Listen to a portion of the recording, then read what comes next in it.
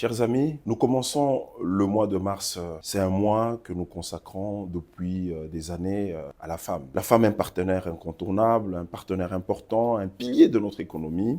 Et chaque année, nous célébrons le mois de mars, mois de la femme. Dans ce mois, une journée spéciale, le 8 mars. Mais lorsque vous regardez les indicateurs sur le terrain, lorsque vous regardez la place que doit occuper la femme dans notre société, parce que la femme, elle est très importante à côté de l'homme pour relever les défis de l'humanité. En République démocratique du Congo, mon opinion, et quand je regarde la revue de la littérature, il faut avouer quand même que nous n'avons pas fait des progrès substantiels, nous n'avons pas avancé comme il se doit. Tenez, aujourd'hui, la femme représente 51% de la population générale. Mais notez aussi que quand vous regardez la place qu'on donne à cette femme, prenez le cas de l'administration publique en général, la femme ne représente que moins de 20%. Les élections nous montrent que la femme n'a été que de moins de 15% de représentation. Alors que notre souci, notre appel a toujours été de donner de l'espace à la femme. Mais on se rend compte que malgré tout ce que nous disons, on n'arrive pas à faire avancer cet agenda de l'émancipation ou du développement féminin pour que justement la femme commence à nous donner ce qu'elle peut pour pouvoir avancer. Nous le savons, la femme a beaucoup d'atouts, la femme a beaucoup de potentialités. Notez par exemple que quand nous regardons les questions liées à l'éducation, vous le savez, je ne cesse de le dire, aucun pays au monde ne s'est développé sans mettre un focus sur l'éducation de la jeune fille. Cette jeune fille en RDC qui commence l'école, très rapidement, on se rend compte, selon les derniers chiffres, quand elle est à l'école secondaire, il y a 33% des femmes qui abandonnent très tôt, alors que chez les hommes, c'est 23%. Donc la jeune fille abandonne parce qu'elle doit rester à la maison, faire la nourriture pour les autres, elle doit aller au champ accompagner sa mère, elle se marie tôt.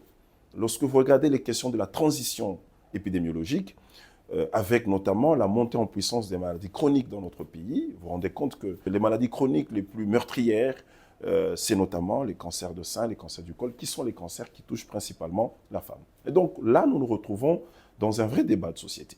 D'abord, premièrement, ce que je voudrais vous dire ici, c'est de commencer à quitter le paradigme de récitation, de célébration du mois de la femme, tout simplement parce qu'il faut se rappeler que la femme existe, qu'elle est là. Deuxièmement, c'est que chacun de nous se fasse son autocritique, s'évaluer. Si vous avez une organisation, si vous êtes un acteur engagé comme moi dans ce programme de développement féminin, dans ce programme de repositionnement de la femme, en se posant la question, est-ce que nous apportons ce qu'il faut ?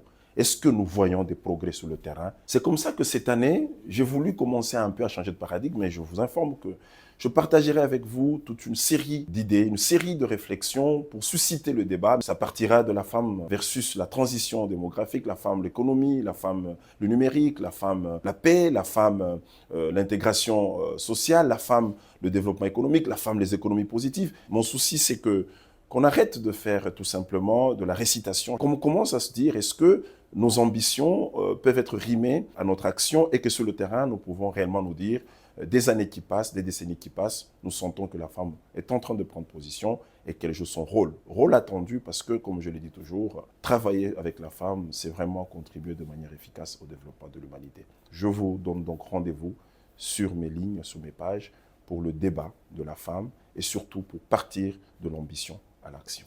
Je vous remercie.